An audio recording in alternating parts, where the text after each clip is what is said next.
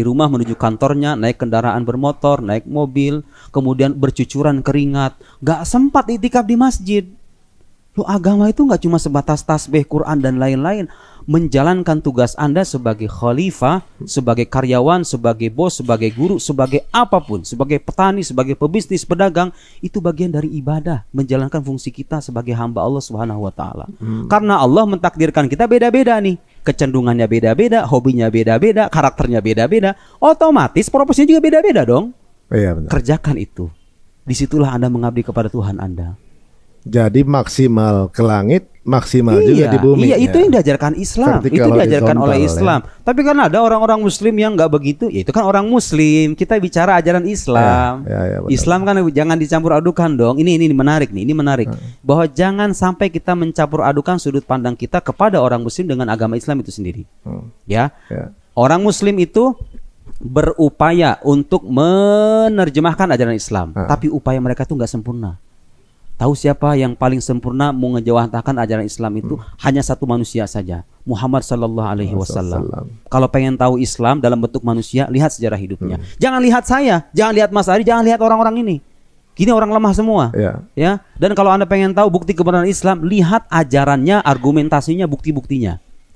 Abaikan itu sudut pandang Anda terhadap orang-orang Muslim yang begituan itu. Emang kita juga menolak mereka kok. Iya. Ya kan, gak usah menunggu Anda untuk menolak mereka. Kita sendiri gak rela dengan mereka gitu loh. Iya, benar. Teroris itu.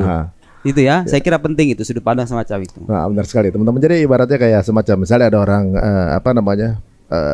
anti ISIS, nggak usah takut. Islam juga anti ISIS. Iya, gitu kan? Iya, Islam yang waras kan nanti juga. Benar, nanti juga. Insyaallah. Ini baru 3 pertanyaan guys. Jadi bayangkan kalau teman-teman satu buku ini bertanya semua kayak apaan tahu. Tapi ini mungkin menjadi hook buat teman-teman semuanya. Kita akan terus adakan diskusi seperti ini yang mudah-mudahan akan mengorek ini belahan folder yang ada di kepala. Yang biasanya kemarin kita punya pola pikir seperti apa, mudah-mudahan jadi ada minimal ada tertrigger pertanyaan-pertanyaan yang kemudian bisa menemukan siapa sebenarnya pencipta alam semesta ini gitu ya.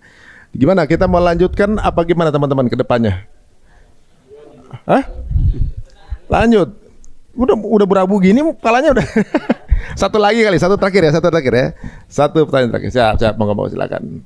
Bismillahirrahmanirrahim. Assalamualaikum warahmatullahi wabarakatuh. Waalaikumsalam. Perkenalkan, nama saya Sufi dari Depok. Bahwa tidak bisa dipungkiri bahwa Islam itu tidak menerima dalil Al-Quran kemudian dalil akal. Kemudian bagaimana syariat agama kita ini menempatkan akli dan nakli, menempatkan di posisi yang benar. Karena begini Ustaz, ketika misalnya kita ditanya oleh seseorang, kemudian yang tanya itu adalah bukan orang yang akademisi, orang awam lah misalnya. Di mana Tuhan? Maka kita jawab, Tuhan itu ada apa enggak? Maka kita jawab, kamu percaya enggak bahwa angin itu ada? Iya ada. Kamu merasakan apa enggak? Iya merasakan, tapi tidak nampak wujudnya. Itu kan dalilnya Ustaz. Kemudian kalau kita ada yang tanya kemudian bukti